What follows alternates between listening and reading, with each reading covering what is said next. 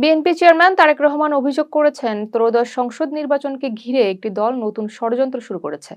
নারায়ণগঞ্জের সোনারগাঁয়ে জনসভায় তিনি বলেন, গত 15 থেকে 16 বছর ধরে দেশে নির্বাচনের নামে প্রহসন চলছে। নিশিরাতে নির্বাচন ও ভোটাধিকার হরণের অভিযোগ তুলে ধরেন তিনি। বিএনপি ক্ষমতায় গেলে নারীদের জন্য ফ্যামিলি কার্ড ও কৃষকদের জন্য কৃষক কার্ড চালুর ঘোষণা দেন। আইন শৃঙ্খলা পরিস্থিতির উন্নয়ন ও দখলদারদের বিরুদ্ধে ব্যবস্থা নেওয়ার কথাও বলেন তিনি। চূড়ান্ত ভোটার তালিকা প্রকাশের পর ভোটার স্থানান্তর নিয়ে বিতর্ক তৈরি হয়েছে। শুধু ঢাকার 20টি আসনে প্রায় 40,000 ভোটার ঠিকানা পরিবর্তন করেছেন। বিএনপি অভিযোগ করেছে, একটি দল নিজেদের প্রার্থীদের জেতাতে পরিকল্পিতভাবে ভোটার স্থানান্তর করছে। নির্বাচন কমিশন জানিয়েছে, ভোটার স্থানান্তর কঠোর প্রক্রিয়ার মাধ্যমে অনুমোদন দেওয়া হয়। সবচেয়ে বেশি স্থানান্তর হয়েছে মিরপুর, ডেমরা ও পল্লবী থানায়। যশোরের অভয়নগরে নোয়াপাড়া পৌর বিএনপির সাবেক নেতা মোহাম্মদ মুজিবুর রহমান জামায়াত ইসলামীতে যোগ দিয়েছেন। তার সঙ্গে অর্ধশত কর্মী সমর্থকও জামায়াতে যোগ দেন।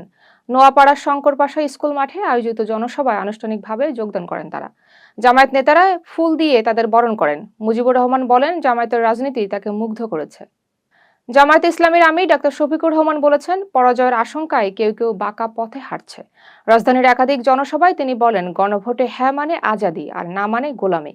ক্ষমতায় গেলে চাঁদাবাজি প্রতিরোধে বিশেষ অ্যাপ চালুর ঘোষণা দেন তিনি। ভোটে বাধা দিলে আগুন জ্বলবে বলেও হুঁশিয়ারি দেন।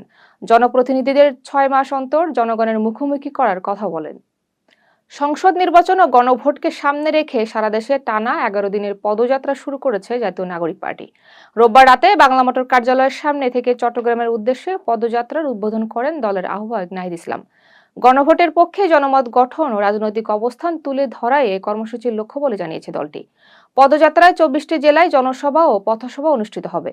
একই সঙ্গে এনসিপির শীর্ষ নেতারা 11 দলীয় ঐক্যের নির্বাচনী প্রচারণায় অংশ নেবেন। বিএনপি মহাসচিব মির্জা ফখরুল ইসলাম আলমগীর বলেছেন, রাজনীতি করে তিনি বা তার পরিবার কখনো সম্পদ গড়েননি। ঠাকুরগাঁওয়ে নির্বাচনী সভায় তিনি বলেন, বাপ-দাদা জমি বিক্রি করেই রাজনীতি করেছেন। দলের কেউ দুর্নীতিতে জড়ালে কঠোর ব্যবস্থা নেওয়ার ঘোষণা দেন। ধর্মকে রাজনৈতিক স্বার্থে ব্যবহারের সমালোচনা করেন তিনি। বিএনপি ক্ষমতায় গেলে কৃষক ও নারীদের জন্য বিশেষ কর্মসূচির কথাও বলেন। জাতীয় নাগরিক পার্টির আহ্বায়ক নাহিদ ইসলাম বলেছেন, ভোটের মাধ্যমেই চাঁদাবাজ ও সন্ত্রাসীদের রাজনীতির অবসান ঘটবে। ঢাকা 11 আসনের নির্বাচনী প্রচারে তিনি বলেন, ভয়ভীতি দেখিয়েও ভোটারদের দমন করা যাবে না। ভোটারদের বিবেচনা করে ভোট দেওয়ার আহ্বান জানান তিনি। অবাধ ও সুষ্ঠু নির্বাচনের প্রত্যাশা ব্যক্ত করেন নাহিদ ইসলাম।